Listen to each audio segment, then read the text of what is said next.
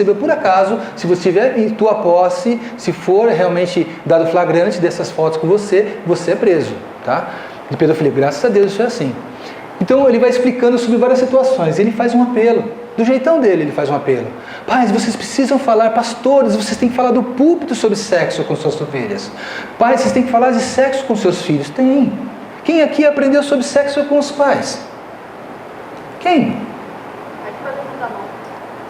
Quem aprendeu sobre sexo na sua casa com os pais? Pois é, nessa amostra aqui 3 pessoas, 4. Queridos, eu também não aprendi. Apesar que minha mãe me deu bastante liberdade, mas os meus filhos eu consegui. Acho que porque, depois eu conto um pouco da minha infância como testemunho, mas os meus filhos com uns 10 anos já sabiam tudo sobre sexo. Eu tinha tanta preocupação que eles aprendessem logo que eu fui explicando tudo. E qual o problema? Eu vou voltar ao meu filho, depois eu conto. Queria contar daquelas... Por que eu tive que ensinar sobre sexo para as crianças? A minha esposa, ele estava voltando da escola, aí ele voltou da escola e me perguntou assim, pai, o que é striptease? Eu olhei para ele assim e falei, uau, o que é sexo oral? Eu nem consegui pensar na primeira resposta. O que é sexo anal? Eu falei, meu Deus do céu. O que é prostituta? Meu filho, essa escola adventista está acabando com você, filho. O que aconteceu? Quem que te ensinou isso? Não foi na escola. Não foi? Não, foi na perua. Como assim? O rádio estava ligado e a moça estava falando. Então entenda o seguinte, os teus filhos vão ter uma experiência com a área sexual do jeito que você menos espera. Se você não for proativo, ser reativo dá mais trabalho. E se você faltar com a verdade, se você abrandar a coisa, fica mais difícil ainda. Você tem que ser, exatamente, tem que ser preciso. Existem situações, por exemplo, quando ele era uns 2 anos atrás, antes dele fazer essa pergunta, o mais velho, que foi com o mais velho isso, ele perguntou assim, pai, qual é a diferença entre menino e menina? Simples, o menino usa azul, o menino usa rosa. Serviu para ele, com 5, 6 anos, está ótimo, né? Tudo bem, acho que estava ótimo. Aí passa um ano depois, ele vem com essas perguntas, né? Aí eu tive que explicar tudo para ele. Não era mais bem assim, eu tive que explicar tudo. Então, isso acontecia sempre. Um dia eles passaram a olhar um outdoor na rua e viram as camisinhas, né? Era época de carnaval, tinha camisinha, bonequinho, e eles falaram, pai, aquele bonequinho lá que é a camisinha? Eu falei, não. Vocês querem uma aula sobre camisinha? Não queremos. A esposa falou, eu vou dormir cedo hoje. Eu vou dormir cedo. Ela foi dormir cedo. Passei na farmácia e comprei todas. Que tinham lá, camisinha feminina que nem eu conhecia. Fui comprando tudo. Aí chega na hora da mesa, abre tudo e começa a ler as instruções. E pai, vê isso. Por que tem lubrificante? E essa pontinha? Por que isso? Por que essa tem forma? Por que essa aqui tem sabor? Eita, aí tem que explicar tudo. E vai explicando. Cara, entenda o seguinte, a primeira vez você cora, você fica vermelho. Mas depois, você percebe que se não for você, alguém vai ensinar errado. É melhor que seja você. Você ama essas crianças. Você quer o melhor para elas. Tem que ser você. E aí quando você vai criando esse vínculo com eles, que você não tem obrigação de saber tudo, mas você tem obrigação de falar a verdade. E quando você fala a verdade, eles te testam, acabou. A partir daí o vínculo está aberto e toda hora eles vão perguntando para você sobre o assunto. Você não tem obrigação de saber tudo, mas você fala, filho, eu não sei. Eu vou perguntar. Aí vem perguntar para o pastor Jorge, pergunta para outras pessoas, você chega com a resposta. Pergunta para alguém que você conhece que saiba, tá bom? Ou pesquisa no Arauto, do Google, né? Google hoje em dia tem de tudo, mas é uma possibilidade, mas é melhor na igreja, viu? Eu aconselho vocês a procurarem dentro da igreja a resposta. Mas vamos lá, eles ficaram sabendo sobre sexualidade assim. Foi uma experiência boa, a ponto da professora um dia chegar para mim, pai, como que pode? Vocês ensinam tudo para eles, né? Eu falei, por quê? Na sala de aula foi muito legal. Então eu fui falar sobre sexo, isso, aquilo, de repente ele levantou uma mãozinha assim. Posso falar? Ela falou, pode. Foi o loirinho, viu gente? Aquela pecinha rara, pequenininha. Aí ele foi lá e foi desenhando tudo, gente. Sem temor nenhum. Esse aqui é o tal, esse aqui é o tal, isso faz assim, esse aqui é o ciclo menstrual. E foi explicando tudo. Foi falando do jeito que ele sabia. E todo mundo ia rir, falando, não ri não, que isso é sério, hein? Não ri não. E desse jeito, porque eles aprenderam assim. O que você tem que falar? Falar os nomes como eles são. Se é pênis, isso aqui é a glândula, isso aqui é prepúcio, isso aqui é o testículo, isso aqui é o escroto, isso aqui é a vagina, grandes lábios, isso aqui é o clitóris, isso aqui é o períneo, isso aqui é o ânus. Tem que falar, gente, tem que falar tudo com o nome correto. Não use nenhuma palavra de baixo calão. Então o que você tem que fazer? Treinamento de pastor, cara de alface, cara de cenoura, tem sabor nenhum. Você fica... Ele falou coisa absurda, você respira, né? E responde. Cara de paisagem. Que pastor, entenda o seguinte, na gabinete pastoral, a pessoa fala, pastor, eu não teria... Ai, meu Deus, você fez isso. Acabou a conversa, não abre mais a boca, não fala mais nada, levanta, pede licença e vai embora. Então, o que você tem que fazer, cara de paisagem? Tem que treinar em casa, viu? Líderes treinem em casa com as crianças. Então, foi muito frutífero esse bate-papo, essa conversa, tá bom? Com as crianças. Vamos falar de masturbação, a gente já falou. Bestialidade, vocês acham que é uma coisa que não acontece? Sexo com animais? Queridos, isso acontece. Então, até algumas semanas atrás, teve uma ministração em que um senhor estava com muita dificuldade de me contar sobre a prática dele de infância no sítio. Então, depois de muito esforço, assim, de muito rodeio, né? Eu falei, querido, se tiver vontade de falar, fala. É muito raro, é bem difícil, é bem provável que não tenha coisa que você vai falar que eu não tenha ouvido já. Só que ele tem cabelos brancos, né? Aí eu tive que começar a conversar com ele, várias coisas. Aí ele falou, não, eu quero contar. Aí contou. E foi muito bom para ele, que ele abriu o coração e falou sobre quando ele praticava bestialidade, sobre as coisas que ele viu, né? Dos parentes, dos primos, o que era muito comum. Aí foi muito bom. Bestialidade é sexo com animais. É muito sério espiritualmente, você pode perceber nas pessoas que tiveram essas práticas de começar a se comportar como o animal com que ele se relacionava. É possível, tá? Então, assim, de acordo com o animal, ele pega características até. Isso é sério. Se você tiver olhos bons para ver, você vai perceber. Vamos ao lado que ninguém quer falar, gente. Eu não sei porquê, eu vejo aquele Cláudio Duarte lá na televisão falando, tudo vai falando sobre sexo. Quando chega no sexo oral, ninguém fala nada. O cara sai pela tangente, não mexe aqui, não fala lá. Qual a dificuldade de falar de sexo oral? Qual a dificuldade de falar de sexo anal? Queridos, sexo anal é sodomia. É uma prática que não é natural. Mas dá prazer, lógico, já falei para vocês, pode dar prazer. Querido, quem já fez pescaria e foi mordido por pernilongo, borrachudo, aquele negócio dá prazer, não dá coçar aquele negócio? Não, quando dá uma mordidinha, lá depois tá sarando, não dá aquela coceirinha? Só que coça tanto que vira ferida, não é não? Tão gostoso que é coçar. Bicho de pé, pisou na urina do cavalo lá, no sítio, começa a coçar entre os dedos, aquela coisa. Não é gostoso aquele negócio? Já coçou? É uma frieira qualquer, mas aquilo coça e é gostoso. Eu já tive esse negócio. Então, é possível viciar em prazeres assim absurdos. Então, nossa, eu fico falando até vou esquecendo. Mas vamos lá. Sexo oral e anal. Eu tive experiências assim pessoais. Então, por exemplo, biblicamente, sexo oral tem respaldo. Você consegue, por exemplo, dizer para a pessoa, não pratique sexo oral segundo essa passagem bíblica. E não tem muito respaldo aí. Existem relações não naturais, que são homem deitar-se com homem, mulher com mulher. Romanos 1 fala disso, né? Mas nada é tão explícito. Mas hoje de manhã a gente viu que a Bíblia não fala de sexo de forma explícita. Você viu porneia? Usa porneia, mas aí teve que usar uma outra forma de enxergar, uma visão espiritual, para conseguir discernir mais profundamente tudo aquilo. Entenda o seguinte, a relação de sexo oral ela não é natural. Muitos pastores usam até o texto de Cantares, com a Sulamita, né? Que usando o umbigo dela como uma taça tal, e parecendo que ele está indo para uma relação de sexo oral, que na verdade não respalda, não existe isso. Embora não tenha uma negativa, não é uma relação natural. O que acontece? É muito comum mulheres que praticam sexo oral terem problemas, terem vaginites, terem problemas realmente, né, de infecções, infecção urinária e tudo mais. Porque ela pratica e depois ela é penetrada e ela fica contaminada. A boca não é um lugar limpo, é muito sujo, tem muitas bactérias. É muito mais cheio de bactérias que a vagina da mulher. Então, não é uma relação saudável, não é mesmo. Sexo anal nem se fala. Sexo anal, por exemplo... quando essa médica começa a explicar, ela vai explicando o seguinte, que existe uma cera, que não é com C, é com S, que percorre todo o intestino do ser humano. Essa cera ela foi feita para aumentar o atrito dos alimentos, dos detritos, para eles darem tempo de serem absorvidos pela mucosa.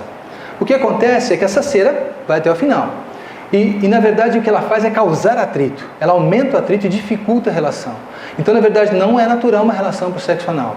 Ela rompe tecidos porque as camadas de tecido são muito finas. Todo rompimento de tecido lá faz com que as bactérias, os coliformes fecais lá, entrem na corrente sanguínea rapidamente e se alojem em regiões específicas, até no coração. Então ela foi contando um monte de situações assim, mostrando o quanto não é natural, o quanto é doloroso. Ela contou também, por exemplo, tem uma palestra dela que eu assisti sobre entrevistas com prostitutas. Que hoje, queridos, há muito tempo, eu como vi pornografia na adolescência, eu sei que a pornografia com sexo anal veio depois. Então essa perversão veio depois, não existia isso naquela época. Então assim, não se via pelo menos. Atrizes para terem esse tipo de relação, é uma relação muito dolorida, muito ruim. Então o que acontece? Mesmo a relação vaginal, existe muita dor.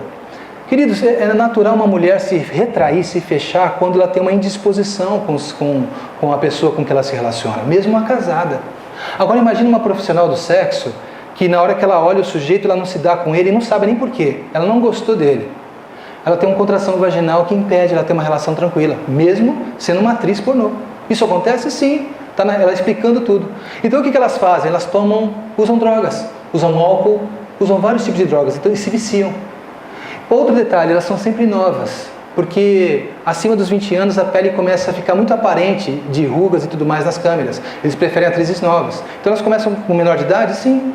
Então quando ela entrevista uma garota lá de 20 anos, ela fala, eu estou há 8 anos nessa profissão. Como assim? Você tem 20 anos? Aí ela fica toda desconcertada e depois conta realmente que começou na menor idade. Elas começam na menor idade. E elas se drogam para ter as relações porque elas não sentem prazer com aquilo. A pornografia que é assistida, ela não tem nada de real. Absolutamente nada de real. Ela é pura mentira. Mais um detalhe contra a pornografia. Sexo oral e anal, eu aconselho os meus aconselhandos a não praticarem, nenhum nem o outro. Experiências que eu tive. Eu estava no Catch the Fire aprendendo há 12 anos, mais que isso, aprendendo na época do Marines, aprendendo sobre batalha espiritual, né? Guerra, batalha espiritual. E era assim, era um curso de libertadores. Eu queria fazer curso de libertação, me interessava a área espiritual. E naquela semana nós tínhamos que receber um caderninho para começar a ministrar. O caderninho chegou na quinta-feira. Então o pastor canadense chamou todo mundo na frente e falou assim, agora eu vou orar por vocês, né? E quem sentir alguma coisa será ministrado. Quem não sentir nada, fique tranquilo. Aí eu falei, Deus, eu quero ser ministrado, eu quero entender isso, eu quero abrir meu coração.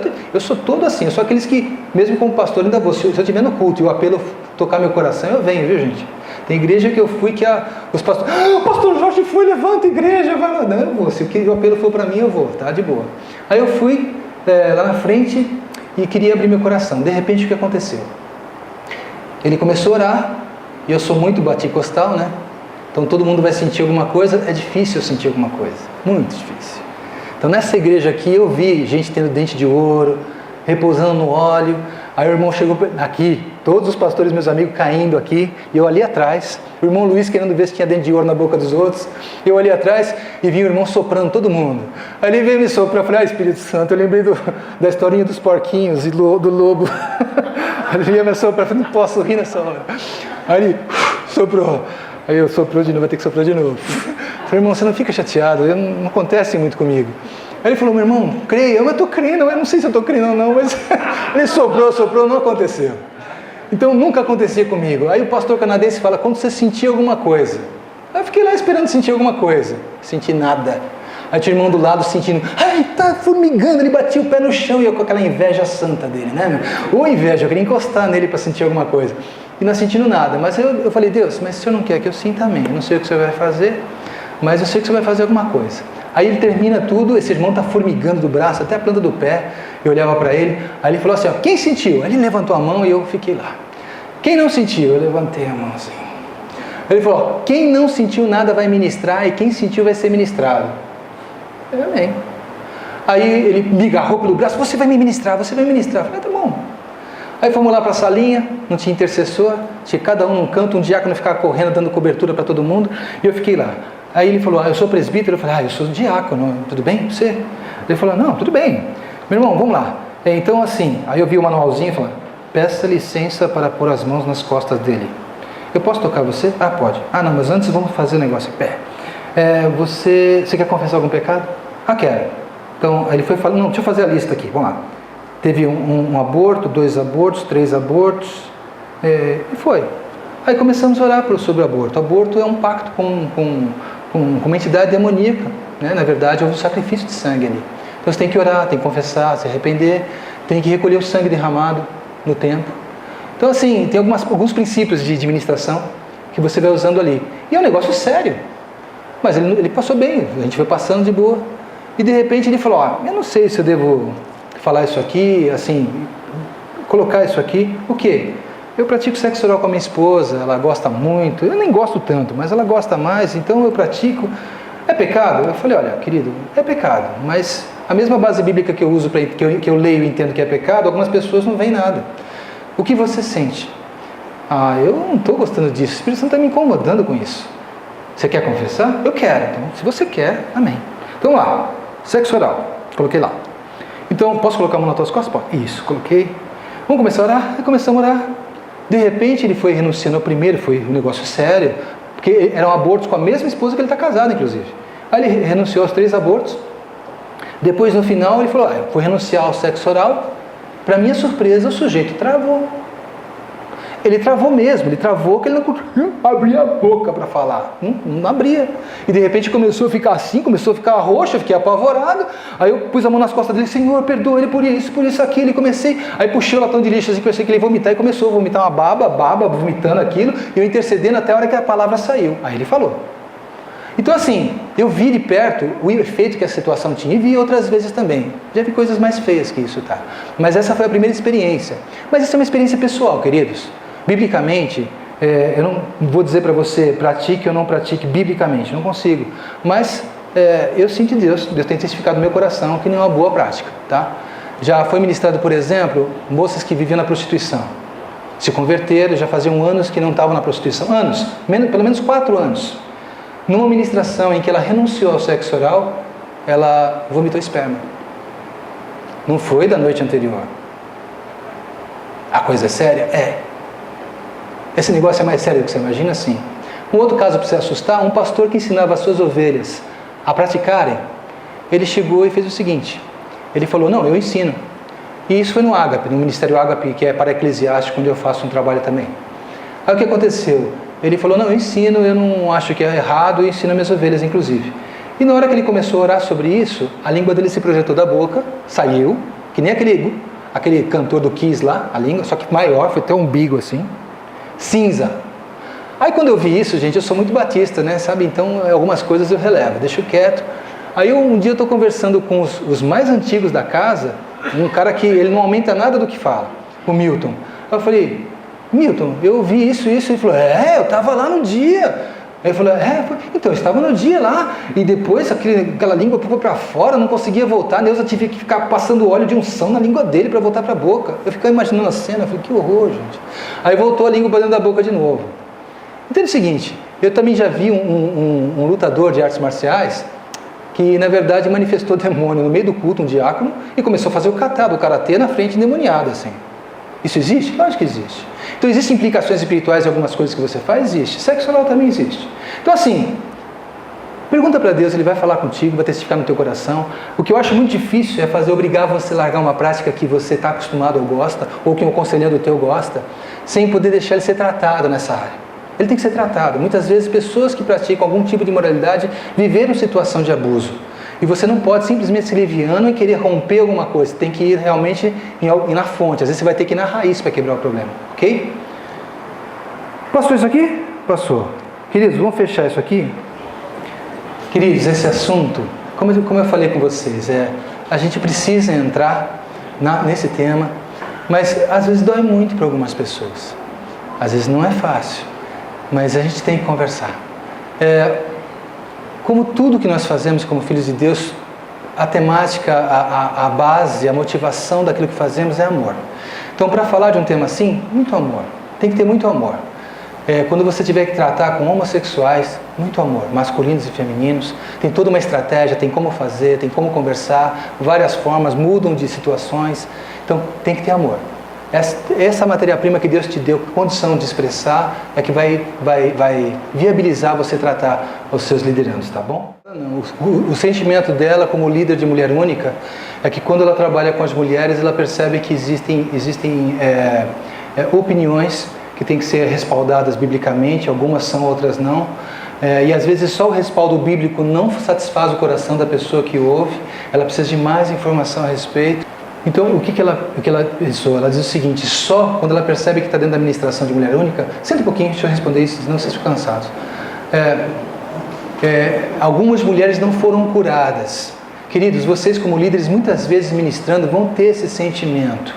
E às vezes realmente você não conseguiu chegar onde você poderia, até com o ferramental que você já tem, ou às vezes Deus só quis tratar aquele ponto. Existe isso? Existe. Então tem horas que eu olho, por exemplo, uma ficha de entrevista que foi totalmente escrita e eu vejo 10 pontos de ministração. Eu tenho 1h30 para tratar a pessoa, eu pego só um e pergunto para o Espírito Santo qual vai ser. Às vezes foi o abuso, o trauma, às vezes foi o trauma de abuso sexual, às vezes foi o trauma, por exemplo, de abandono, às vezes foi uma violência, às vezes foi uma humilhação, às vezes foi alguma coisa que ela fez e não está se perdoando por isso. Então Deus vai mostrando os pontos e de repente aquele ponto desencadeia e solta os demais. Então assim, descansa. Você como líder, você é só homem, você é só mulher. Você não é super-homem. Deus não te chamou como anjo, como anja. Descansa o coraçãozinho. Na verdade, tem coisas que a gente consegue chegar no tempo que a gente tem e tem coisas que não tem. Então, deixa para o próximo capítulo. Semana que vem tem mais. E geralmente, tratamentos, de modo geral, vale a pena você ter um acompanhamento, uma prestação de contas periódica, na qual você vai trabalhando ponto por ponto. E Deus vai, é que nem cebola, por camada. Vai tirando uma camada, depois outra e vai tratando. Mas com respeito a essa base bíblica, tem muito livro bom. Eu trouxe alguns títulos para a gente ver, vou ver se à tarde já mostro para vocês. Trouxe alguns do carro, caso vocês queiram folhear o livro e ver, tem vários livros, eu trago para... Não vou emprestar, hein? Não vou emprestar, mas eu deixo ver. E tem material sim. Fora isso, conversando. Eu acho que a proposta é sair daqui, por exemplo, alguns que queiram realmente aprofundar, vão ler os livros e depois vão querer ter uma reunião para conversar, discutir o assunto, contar sem citar nomes, protegendo a pessoa. Então, se é mulher vira homem, se é homem vira, se é branca vira negro, japonês, se mora em São Paulo, possa morar lá no Rio Grande do Sul. Por favor, só conta o caso para a gente ter uma ideia e saber como que eu tratei um caso similar, como Deus mostrou, por onde você pode ir, entendeu? Situações assim. Se você chega para uma esposa e você a convence, o líder, de que ela realmente deve parar com a prática de sexo oral e o marido dela quer continuar. E se ele é legal para ela, falou o seguinte: se você não fizer comigo, eu vou procurar outra. É uma falácia, tá? É uma mentira. Geralmente alguém que está praticando imoralidade, ele está tendenciando a procurar outra mesmo com você, viu, esposa? Então, assim, não funciona dessa forma, é uma mentira. Se a minha mulher não fizer isso que eu gosto, eu vou ter que procurar fora. Não, ele vai procurar de qualquer jeito, com você ou sem, tá? Triste resposta para você, vai. Então, o problema é ele, não é você. E não adianta você ceder mais, que isso não tem fim. Pra vocês terem uma ideia, gente, eu vou dizer para vocês, vai ser muito difícil me trazer um problema que eu já não tenho ouvido. Então vamos lá, uma mulher chega e fala do marido, o marido... Dá para falar, gente, que dentro do trabalho que a gente faz, tem pessoas do Brasil inteiro. Então não dá para você achar a pessoa, porque eu não vou dar mais detalhes que isso. Mas ela chega e fala assim: meu marido está querendo que eu tenha relação com outro homem para ele ficar assistindo. De onde veio isso? Isso veio de uma brincadeira que o marido começou a fazer há 5 anos atrás, em que ele começou brincando, foi colocar um anúncio no jornal de faço sexo desse jeito ou daquele jeito. Era uma brincadeira. Ele colocou no celular do funcionário dele. E o funcionário dele pegou e quando chegou a ligação ficou assustado e passou para ele. Ele atendeu brincando. Quando viu que estava envolvido, de repente foi ver qual é que era e teve a relação. Moral da história: durante os 5 anos da vida dele, ele virou garoto de programa. Crente, virou garoto de programa. Isso foi chegando num poço tão fundo que ele fazia homenagem ao Troá com outros casais, que quando chegou assim, ele não queria receber, porque era empresário, precisava de dinheiro, depois começou a receber, mas você olhava para ele, gente, eu não sei dizer para você, mas eu vi, quando eu olhei para ele, antes de conversar com ele, eu vi um ator pornô. A cara dele, eu não sei dizer como que é isso, mas eu vi. Espírito Santo. E de repente, quando ele começou a falar, ele estava tão envolvido com isso que ele não tinha como sair. Eu não consegui ministrar ele. Não consegui chegar ao ponto do coração dele. Ele estava muito envolvido nisso. Essas coisas podem acontecer? Pode. Então assim, o problema não é ela, o problema é ele. E geralmente mulheres traídas, geralmente o problema não é ela sempre fica preocupada, porque a amante era mais jovem, porque era assim, assim. Não, tem casos e casos de que a amante não era mais jovem, não era mais bonita, não era mais inteligente, não era mais nada. E ele caiu do mesmo jeito. O problema não é ela, é ele. O problema do adultério é quem está adulterando. E é um problema de alma, é um problema de enfermidade de dor e alma, e tem que ser curado, senão cai de novo. E o problema não é a esposa, Outro caso de uma pessoa, eu fui para um curso, né? E nesse curso encontrei uma pessoa que parou e começou a me contar coisas. Ele contava coisas assim: pastor, eu tenho muito problema com a área de sexo, eu tenho que ficar internado. Era em regime de internato. O Steve Gallagher tem sítios nos Estados Unidos em que as pessoas ficam em tempo de internação para sair da compulsão sexual. Gente, o negócio é sério. Nos Estados Unidos já tem fazendas para isso. Aí o que acontece? Ele estava lá, ele falou assim, contando para mim: eu estou aqui porque é a minha última chance. Você já traiu tua esposa muitas vezes? Não existe isso de muitas vezes, pastor. Eu tenho a relação pelo menos com 3 pessoas por dia. Por dia. Todos os dias. Do ano. Eu falei: como é que é isso? Aí ele contou: hoje de manhã, por exemplo, 5 horas da manhã, eu estava passando, eu nunca saio sozinho mais, só saio com a minha esposa, e eu passei e vi uma camisinha na rua. Camisinha é um negócio nojento, eu vi uma camisinha suja na rua. Ele falou: aquilo me estremeceu todo. Eu falei: como assim? Aquilo mexe comigo, pastor. Como assim? Ele falou: porque eu lembro das situações que eu faço. O que você fazia? Eu transava em estacionamentos, em prédios, em shoppings, em qualquer lugar. Cara, mas e o que você sentiu? Eu senti vontade de voltar mais cedo para ver se eu conseguia pegar aquele casal lá. Para quê? Para entrar na relação com eles. Ô louco! Eu falei: eu sinto isso, pastor. E se fosse um homem? Tanto faz, pastor. Homem ou mulher. Desse ponto. Aí eu comecei a sentar almoçando e comecei a conversar. Onde começou isso? Aí eu fui abusado na infância, então ele foi abusado no seu início da adolescência, por parentes, e depois foi abusado constantemente em todos esses anos até uma certa idade. Foi antes da adolescência. Depois da adolescência acabou esse abuso, mas ele já tinha passado a vida homossexual e essa vida promíscua. E ele vivia na igreja, cantava no coral e tudo mais, tem o crentez perfeito, é um homem sem desmunhecar, sem nada, mas tem todo o problema com o homossexualismo. Na verdade, nem é bi, ele é quase pansexual, ele transa com qualquer coisa. Isso pode acontecer? Lógico que pode. Quando o indivíduo começa a entrar nessa dualidade de viver a máscara dentro da igreja e uma outra coisa lá fora, quando falta a verdade, o diabo pinta e borda e fere de tal forma que o negócio fica difícil para trabalhar. Deus faz tudo. Eu creio que Deus pode curar qualquer situação, mas tem algumas que dão muito trabalho, tá bom? Dão muito trabalho. É acompanhamento, aconselhamento, área espiritual, área de aconselhamento, parte emocional, acompanhamento com psicólogo.